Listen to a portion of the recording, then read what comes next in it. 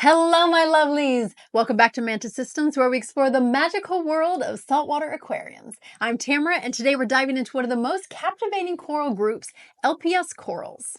Now, if you're looking to expand from soft corals into something a little more challenging, LPS corals are a fantastic choice. In this video, we're going to walk you through care requirements, water parameters, and a few beginner-friendly species to get you started. So let's start off with, what are LPS corals?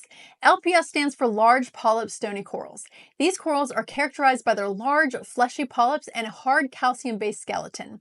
They're often vibrant, eye-catching, and bring a dynamic flow to your reef tank. So when going from soft corals to LPS corals, there are a few additional things to focus on: water parameters, lighting, flow, feeding, and aggression levels. So let's start with the ideal water parameters. Let's talk numbers. LPS corals thrive in stable water conditions. Here are the few of the key parameters to keep in check: salinity of 1.025 to 1.026, temperature of 76 to 78 Fahrenheit, alkalinity of 8 to 12 DKH, calcium of 400 to 450 ppm, magnesium of 1250 to 1350 ppm, and nitrates from 5 to 10 ppm. LPS corals actually prefer a little bit of nitrates in the water. Phosphates of 0.01 to 0.05 ppm, but not 0. Regular testing is key. LPS corals are more tolerant of nutrient levels than SPS corals, but stability is non-negotiable. Next, let's talk about lighting and flow for LPS corals. LPS corals love moderate lighting. Think of it like a soft glow rather than a blazing spotlight. LPS corals typically live between 10 to 160 feet below the surface, so they don't need or want blazing light. Aim for a par level between 50 and 150 depending on the species. As for flow, LPS corals prefer a gentle to moderate current.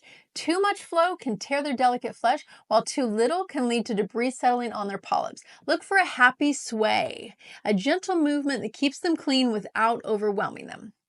Now, feeding LPS corals has to be my favorite part of having corals.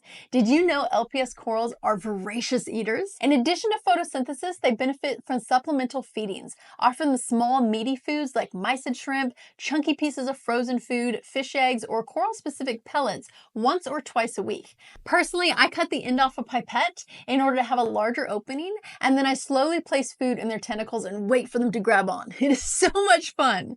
Most corals feed at night, so when you get your first corals, make sure you attempt your first feedings when the lights are off. This has the added benefit of not having the fish steal the food from the corals. Now, to feed, I like to scent the water a little bit with frozen food and then wait 15 minutes or so for them to fully extend their feeding tentacles. I'm a little bit of a nerd, so I feed them with a red headlamp on so I can see the tank and I don't disturb anyone that is trying to feed. Now let's talk about the top 5 beginner-friendly LPS corals according to me. We're going to start with a branching hammer coral. Hammer corals are named for their unique hammer-shaped tentacles that sway gracefully in the current. They're not just beautiful, they're also a great way to add motion to your tank without an overly demanding care requirements. Plus, they come in stunning colors like green, gold, and even bicolor varieties. Next up is a frog spawn coral. This is the cousin of the hammer coral, and it's known for its bubbly, frothy-looking polyps. Frog spawn corals are famous for their mesmerizing flow under the gentle currents, creating a waving grass type of effect that adds life to any reef. They're also less aggressive than other Euphyllia species, making them more forgiving for a community tank. Let's talk about the candy cane coral, also known as Calestria. Candy cane corals are named for their striped, candy-like appearance, often featuring bright neon greens, yellows, and even blue. They're hardy, fast-growing, and perfect for beginners who want an easy coral to frag and share with fellow reefers, as well as learning how to feed corals. Next up is a Duncan coral. Duncan corals have flower-like heads that open wide during the day, almost as if they're smiling at you. They're fast growers and quick to acclimate, making them one of the most rewarding corals to care for. Feed them regularly, and they'll repay you with new heads in no time. It's really cool to watch them grow. Next up is called a blasto coral or a blastomussa. They are a beginner's dream with their fleshy, vibrant polyps resembling small, colorful buttons. They come in stunning shades of red, green, orange, and even metallic hues, making them a striking addition to any reef tank. There you have it. That is my top 5 LPS corals.